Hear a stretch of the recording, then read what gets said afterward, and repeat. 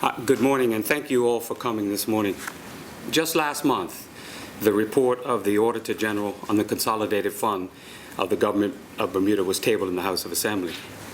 The Consolidated Fund is the government's general operating fund, the place where all taxpayers' dollars go to pay for government business and services. The Auditor General's report covers the financial years ending March 31st, 2010, 2011, and 2012, and contains her opinion on the integrity of the financial statements of the Consolidated Fund. In conducting an audit, the Auditor General evaluates the risk of misstatements in the documents being audited, whether by fraud or by error. This is normal practice and leads either to an unqualified auditor's opinion, which means the financial statements are deemed to present a true and fair picture of the Consolidated Fund, or to a qualified opinion, which means the statements reflect concerns that prevent the auditor from giving her a stamp of approval. This latest auditor's report, culminating in 2012, marks the 5th straight year that the government's financial statements have been given a qualified opinion. That is 5 straight years in which the Auditor General could not say that the financial statements of the government of the day presented a true and fair picture of the management of the people's money. This report describes serious problems of accountability and control in the administration of the public purse. These are problems that have harmed the financial well-being of Bermuda. The Auditor General, for example, described a budget process that contributed to and perpetuated inefficiencies and ineffectiveness across government.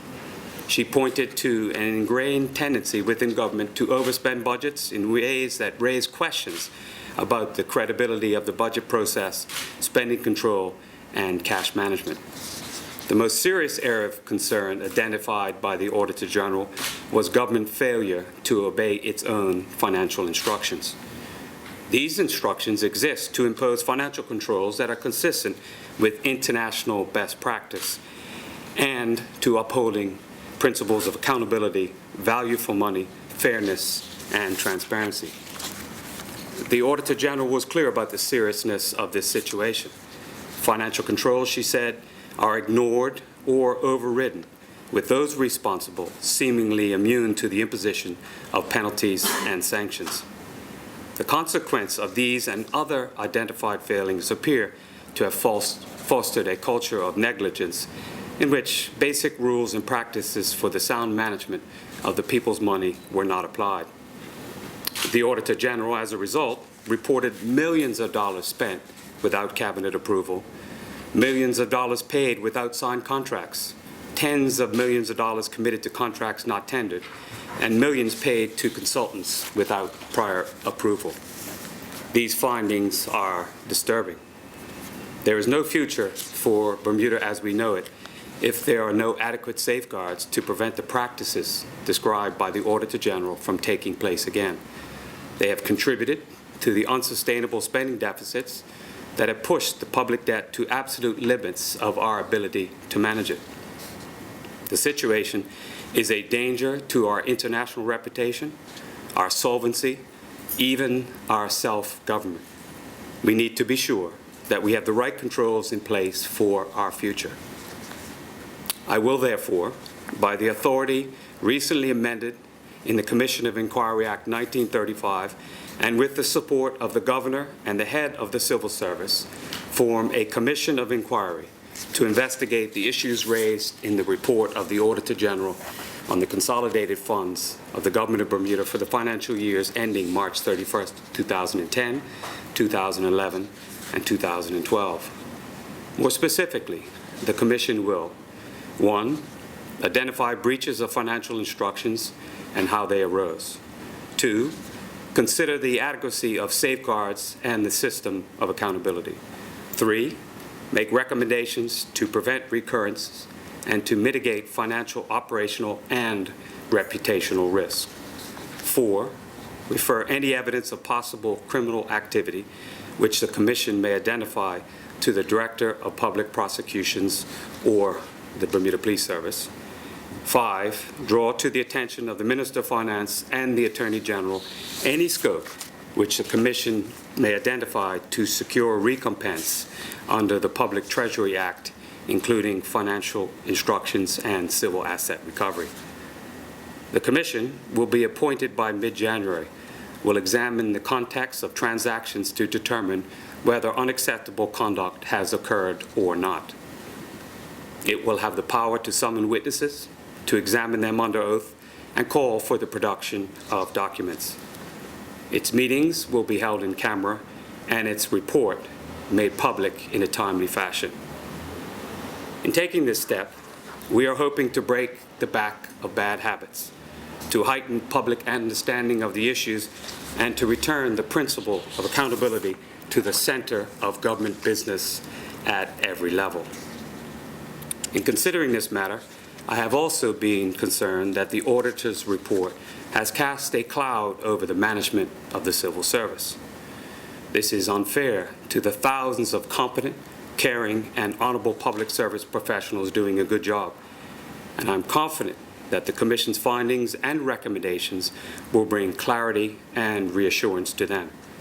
But the findings of the Auditor General's reports are serious enough to warrant this kind of action. As I've said, it's our intention for the Commission to report quickly.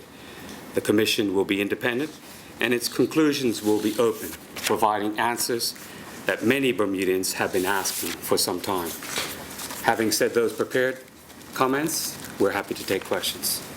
Mr. Premier, would you, with this report, in any way give powers to the government or even the authority to pursue criminal action? As I've mentioned in the statement, the DPP and the police can be referred files, and it's up to them to take action in that regard. Did you bring any of this up when you were in London recently? No, I did not. But as I've referred to in the statement, the Commission has the support of the head of the Civil Service and with the Governor. I've also taken the opportunity this morning to call the opposition leader, who is off the island, but I spoke to the acting opposition leader to inform him. He has a copy of my comments, and I had a conversation with Ed Ball from the BPSU this morning. This is about Bermuda moving forward and our reputation, and we intend to do everything we can to ensure that good governance prevails on the island. Premier, your administration took over in 2012. You say that the previous administration done some things that were improper.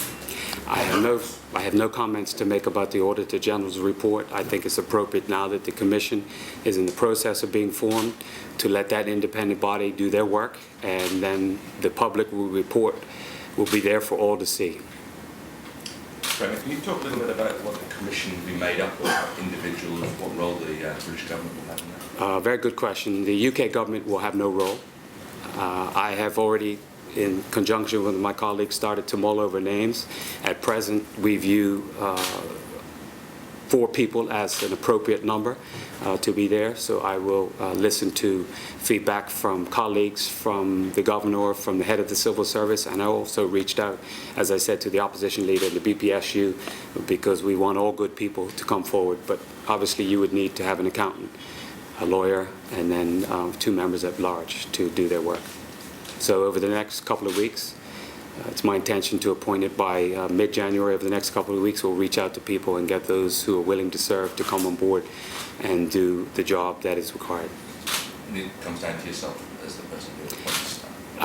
Yes, it does, because that's under the Commission of Inquiry Act. But the way we do business is we all consult, and that's why I've had the Deputy Premier and the Attorney General here, because they played a big role, along with Cabinet colleagues, in advising me on the way forward. You mentioned in the statement, you talked about the report being provided quickly and being accessible to the public. It's obviously at just the beginning of the process now, but when do you envisage a report being available to the public? I knew you were going to try to put a nail on that one. If it's appointed mid-January and they get to work shortly after that, I would have to believe that the earliest we would see a report would be probably 3.5 months after that. Remember, there's a great deal of work that has to go into that, and so at this time it's our intention to set up the Commission to give them an initial 3-month period, and if they need more time to come back and look into it, we will. Obviously, we want them to do a very, very comprehensive job, and so we won't rush them to do anything. This is an important task that we have, and I think it will put us in a great position going forward to make sure that good governance remains a priority as we go forward. Why now? We have practice with the airport situation. Why now for this particular? That's a good question also. Your second part of your comment I disagree with. The airport situation, everything has been done in the appropriate way, and we'll continue to be open and transparent about that, as the Deputy Premier has said, and he might want to comment more on that. Why now? Because this is a serious situation that warrants some attention to it. The report was tabled last month in the House of Assembly. We put a lot of thought and consideration into the best approach, and after consulting with all of those who need to be consulting with, we feel we're in a good position to go ahead and get something done to give some clarity, to give some understanding, and to give some closure to this matter as we move forward. You say, sir, that it's a danger to our international reputation. Maybe Mr. Richardson will answer this one. Have you had any anecdotal or any personal experience of anyone commenting overseas in any of your discussions about these glaring problems within our budget position? I don't have any anecdotes to relate to you, but you know, we live in a world of the internet, and people who have an interest in Bermuda read these things. And one of the crucial things that we always have to remember in Bermuda is that the tone of the government and the opinion of the government in its way of doing business is crucial to investment in Bermuda, is crucial to business being done from Bermuda, because whether they like it or not, international business is joined at the hip to the government of Bermuda. They operate under the aegis of the government of Bermuda. And therefore, if the reputation of the government of Bermuda gets tarnished, then the reputation of Bermuda gets tarnished, and the reputation of our business colleagues that do business from Bermuda gets tarnished along with it. So it's vital that the questions that continue to linger, that have been highlighted in the Auditor General's report, we're trying to get to the bottom of this so that we can consign these whole events to history, and people understand that we're moving forward with a clean slate.